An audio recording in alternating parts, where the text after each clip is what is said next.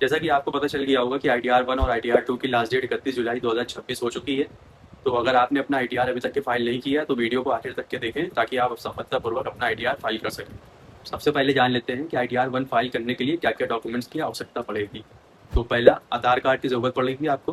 दूसरा, pan card की ज़रूरत पड़ेगी। तीसरा, जिस कंपनी में आप जॉब करते हैं वहाँ से आपको फॉर्म 16 इशू किया जाएगा, वो फॉर्म 16 की ज़रूरत पड़ेगी आपको। और फोर्थ लास्ट में आपको बैंक की पासबुक चाहिए रहेगी जिसमें आपका रिफंड आएगा। अगर आपको कोई रिफंड बनता है तो आपको उसमें रिफंड आएगा। Hey guys, welcome back to my channel. आज इस वीडियो में हम बात करेंगे कि ITR-1 किस तरीके से फाइल करते हैं। वीडियो को इसकी बिल्कुल भी ना करें और चलते हैं डेस्कटॉप की स्क्रीन पे। हाँ, तो दोस्तों हम कंप्यूटर की स्क्रीन पे आ चुके हैं और जैसे कि गूगल डैशबोर्ड हमारा ओपन हो गया है, क्रोम ओपन कर लिया है। तो यहाँ पे हम क्लिक करेंगे और यहाँ पे सर्च करेंगे इनकम टैक्स। ये फर्स्ट वाली वेबसाइट आ रही है, इस पर क्लिक करेंगे। कुछ देर लोडिंग लेगा। तो फर्स्ट टाइम अगर आ रहे हैं तो रजिस्टर पे क्लिक करेंगे। अगर आपको रजिस्टर करना नहीं मालूम तो हमारी दूसरी वीडियो देख सकते हैं। लॉगिन ओपन हो रहा है। अगर आपका लॉगिन नहीं शो करता है, होम पे अगर आप क्लिक हो रहा है तो यहाँ पे लॉगिन करके यहाँ पे आ जाएंगे। यहाँ पे अपना पेन नंबर डालेंगे।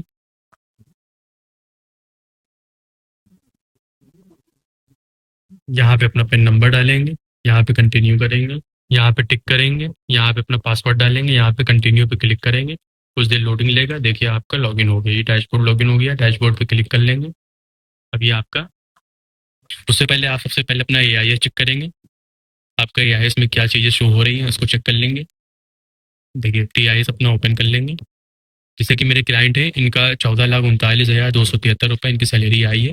तो देखिए यहाँ पे शो हो रहा है, कुछ इंटरेस्ट इनको रिसीव हुआ है वो यहाँ पे शो हो रहा है। सेम फिगर इनका फॉर्म 16 देख लेंगे। इनको फॉर्म 16 इशू किया गया, इनको फॉर्म 16 मिल गया। अब यहाँ पे ये समझ लेते हैं इसका फॉर्म 16 नहीं जिनको मिला है वो क्या करेंगे। तो वो अपना इसी तरीके से AIS अपना ओपन कर लेंगे। AIS अपना ओपन करने के बाद नीचे आएंगे और देखिए इस तरीके से सैलरी उनकी ऑटो शो होने लगेगी यहाँ पे।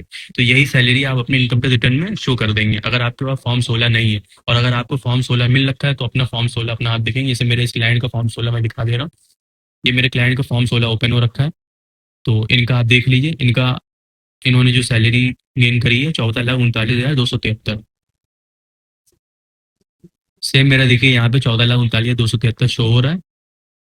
वापस आएंगे, ई फाइल पे आएंगे, फाइल इनकम टैक्स करेंगे।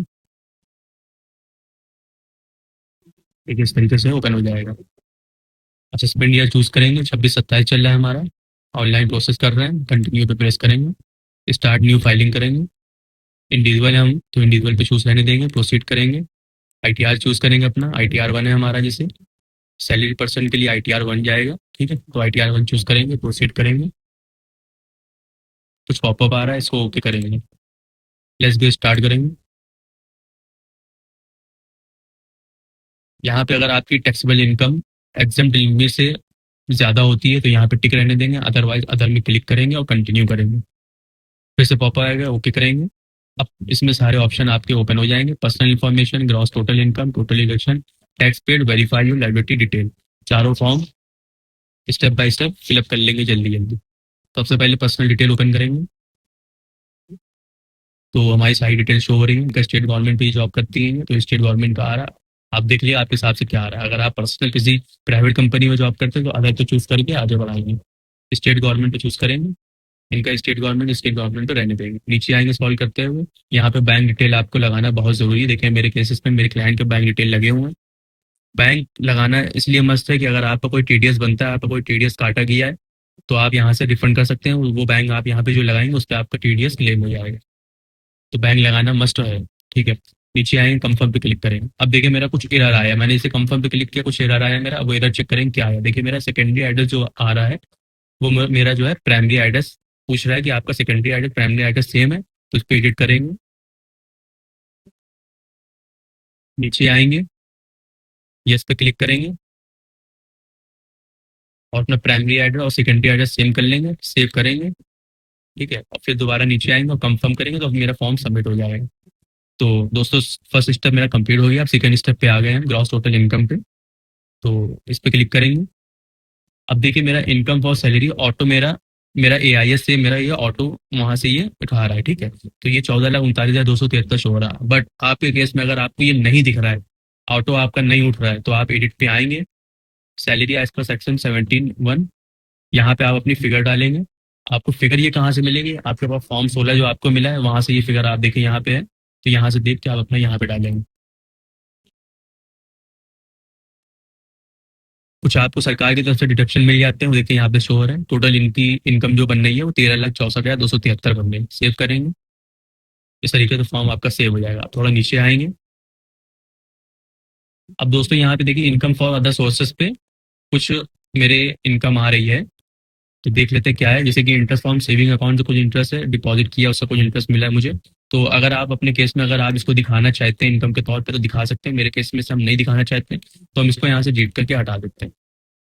अब मेरा 13,64,273 का अमाउंट शो हो रहा है, जो कि सेम मेरा फॉर्म 16 से मैच होना चाहिए। देखिए मेरा फॉर्म 16 से same as it is match हो रहा है आफ्टर डिडक्शन के बाद। तो वापस आएंगे, कंफर्म पे क्लिक करेंगे, सेव कर लेंगे। अब मेरा थर्ड फॉर्म ओपन हो चुका है डिडक्शन का। इस पे क्लिक करेंगे।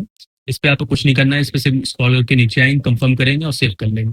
फोर्थ वाला ऑप्शन ओपन हो जाएगा टैक्स पेड का। देखिए टैक्स पेड में मेरा जीरो आ रहा है, यानी मुझे कोई टैक्स पेड नहीं करना है।